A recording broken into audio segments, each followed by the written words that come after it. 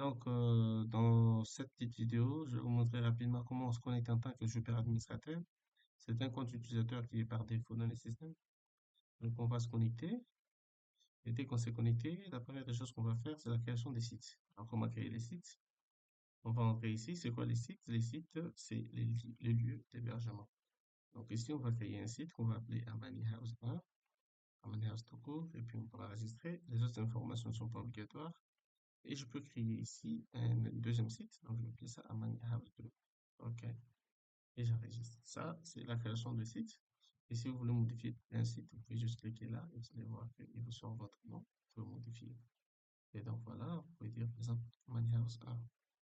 Et comme ça enregistré, vous voyez que vous avez bien Amani House 1 et Amani House 2.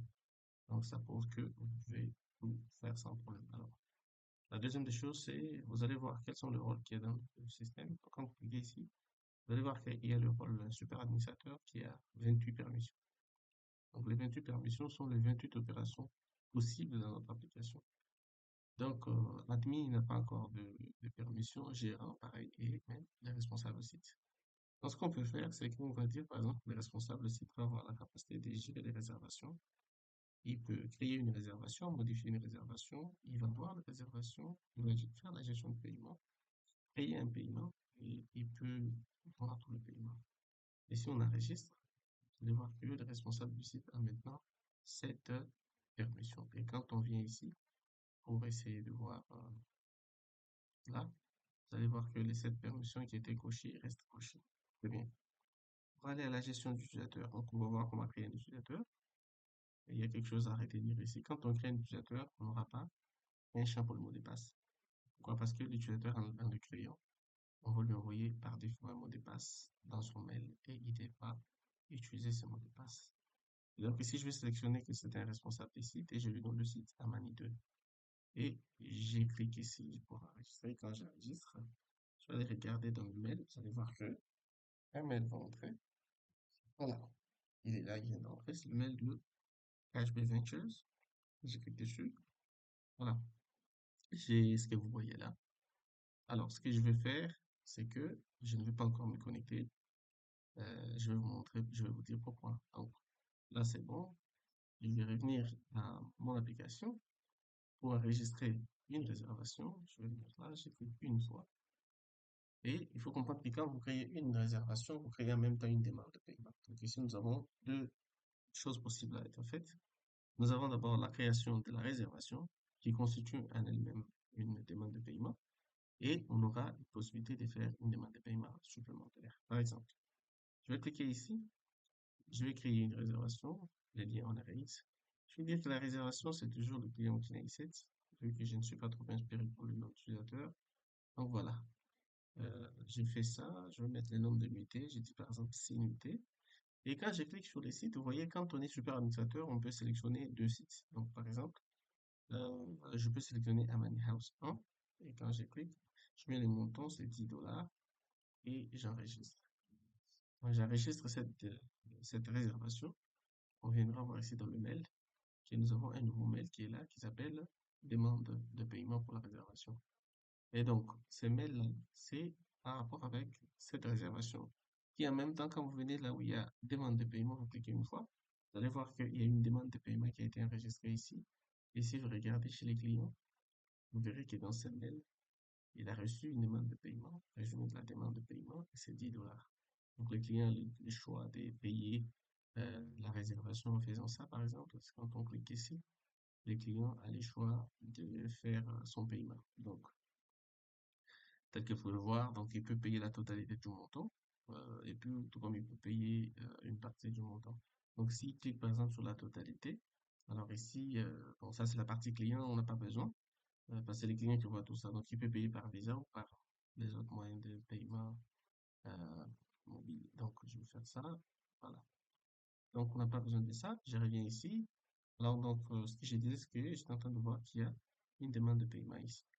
Donc, j'attire votre attention sur le fait qu'on peut ajouter une donnée de demande de paiement sur ces liens-là. Donc, par exemple, pour la même réservation, il s'avère que la personne n'a pas payé ou a payé une partie d'argent et qu'on veut encore lui faire une demande de réservation, Donc, de paiement, on va juste cliquer ici, on va dire les montants, par exemple, c'est 5 dollars, et puis que j'enregistre. Vous allez voir qu'automatiquement, il va envoyer notre mail. Quand je reviens ici, vous verrez qu'il y a un nouveau mail qui va entrer normalement. Et ce mail-là, c'est un mail d'une nouvelle demande. Et vous verrez ici, c'est 5 dollars. Donc voilà un peu tout ce qui a été prévu dans le système. Et donc ici, si on revient sur le dashboard, on verra qu'il y a deux demandes de paiement pour lesquelles il n'y a aucun paiement confirmé et aucun total. Donc il y a zéro paiement confirmé. Donc voilà un peu. Maintenant, ce que je vais faire, c'est que je vais devoir me déconnecter. Mais avant de me déconnecter, j'attire votre attention sur ces menus. Nous avons le menu gestion des utilisateurs dans lequel nous avons des sous-menus.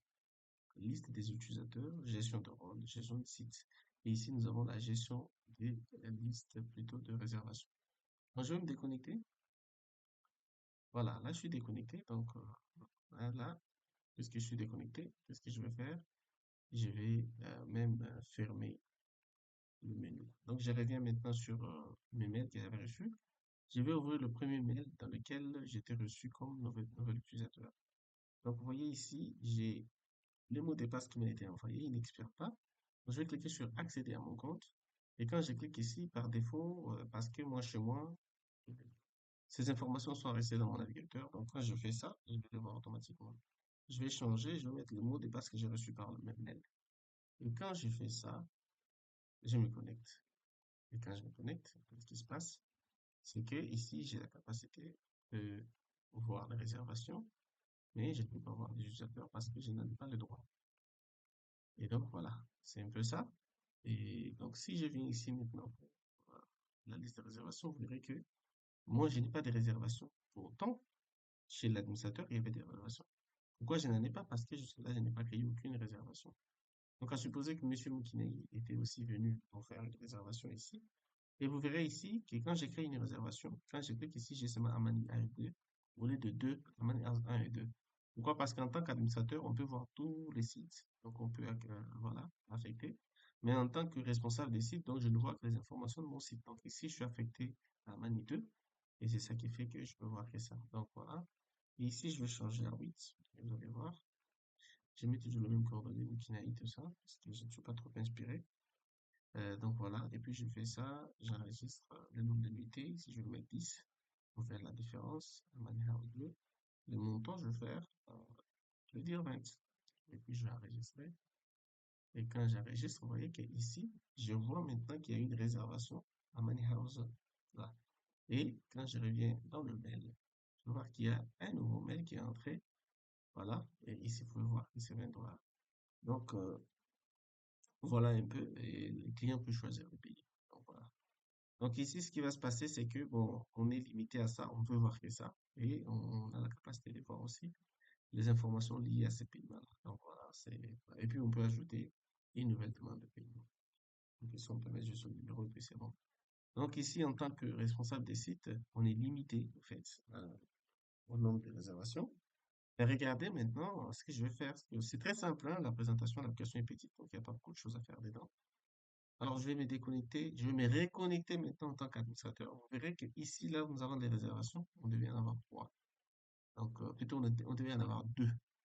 Voilà. Donc, je me déconnecte.